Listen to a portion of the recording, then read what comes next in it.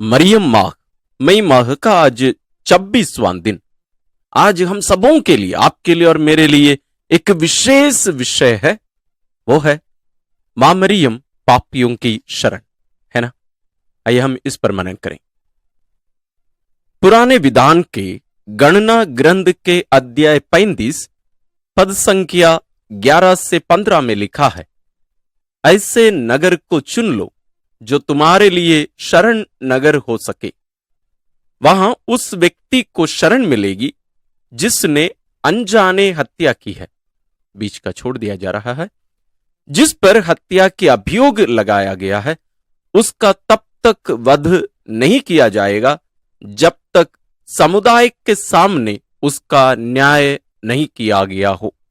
एक विशेष पाठ है, इस पर आप जरूर मनन करिएगा।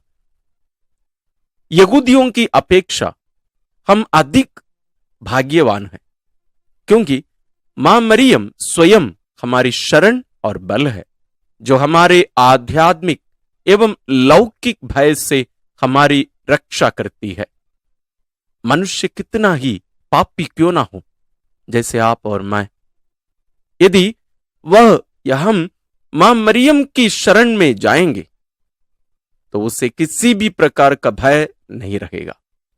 किसी भी गंभीर समस्या का सामना उसे करना पड़े, अर्थात बुरा कार्य, विचार, अन्याय, शोषण, पापों के दंड का भय या कष्ट उसे परेशान करें, परंतु यदि वह अपनी प्रिय माता की शरण लेगा तो माता याचक की सहायता अवश्य करेगी।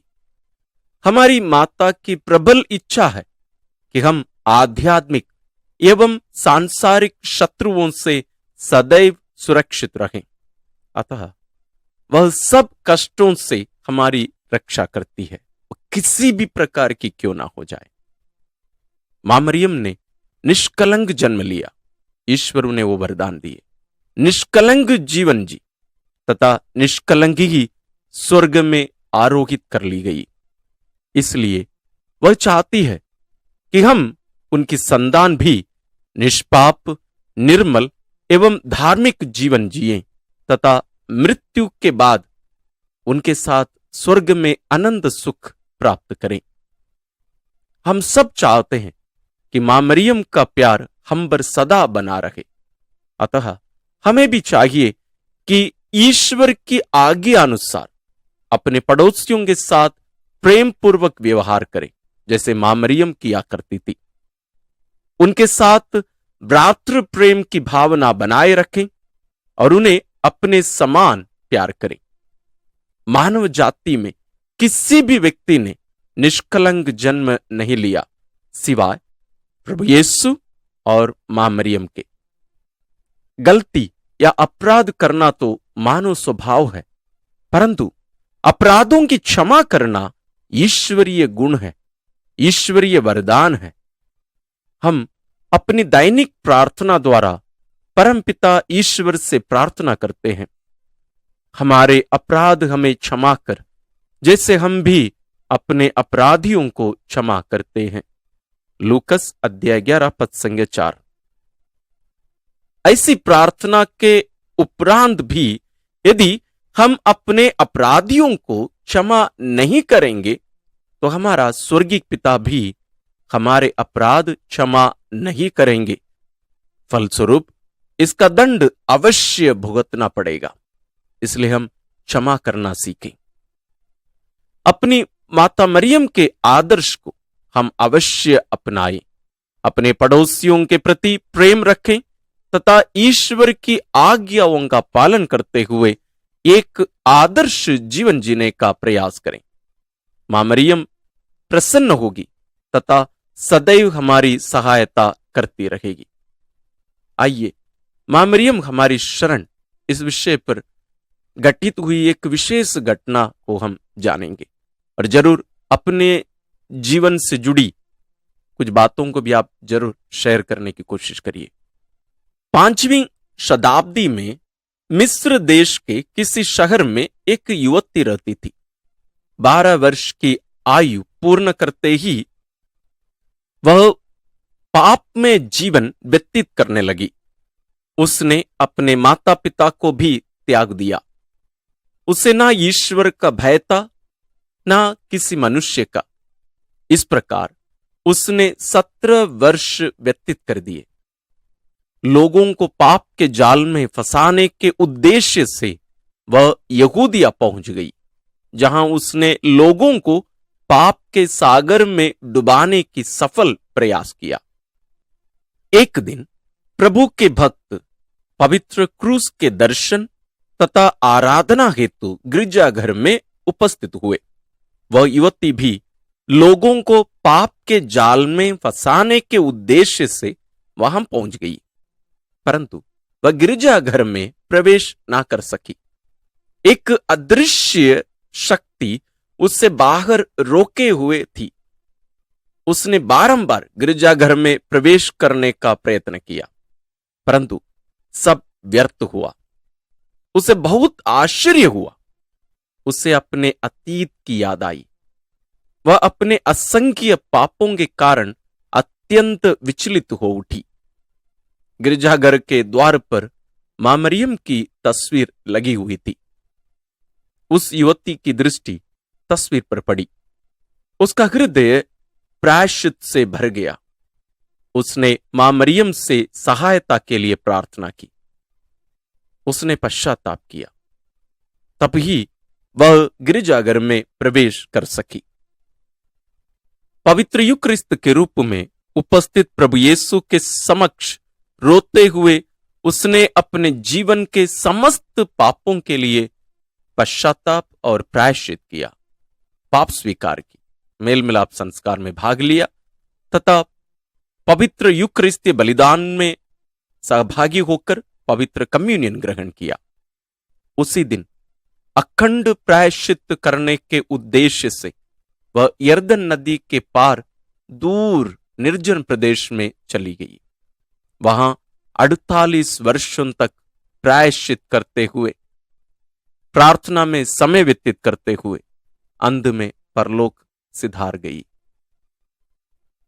हमारे अभ्यास के लिए परीक्षा के समय मां मरियम की शरण में आए तथा उनकी सहायता हेतु प्रार्थना करें।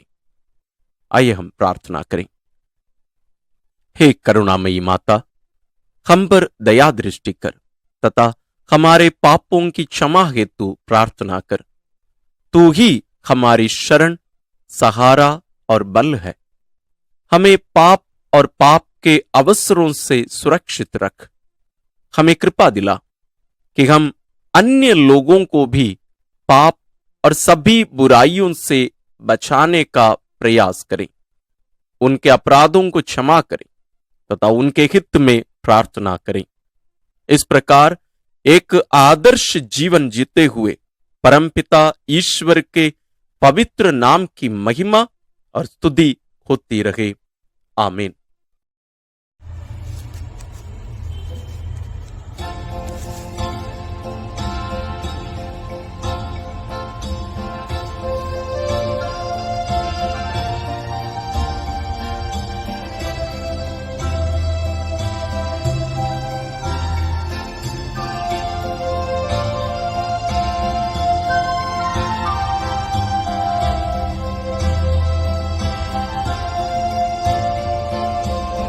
आशीष देना ओ मां मरिया, आशीष देना ओ मां मरिया, आशीष देना ओ मां मरिया, आशीष देना ओ मां मरिया। तेरे हवाले सारी राहें, आशीष देना ओ मां मरिया, आशीष देना ओ मां मरिया, आशीष देना ओ मां मरिया।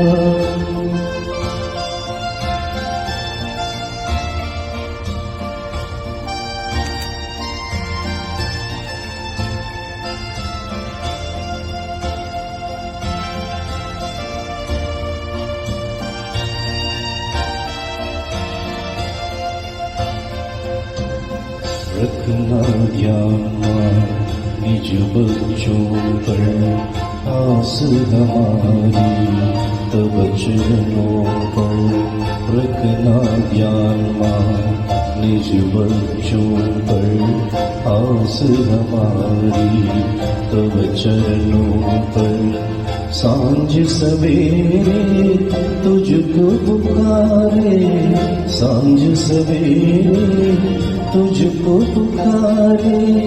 जीवन सारा तुझ पर वारे, आशीष देना ओ माँ मरिया, आशीष देना ओ माँ मरिया, आशीष देना ओ माँ मरिया, आशीष देना ओ माँ मरिया।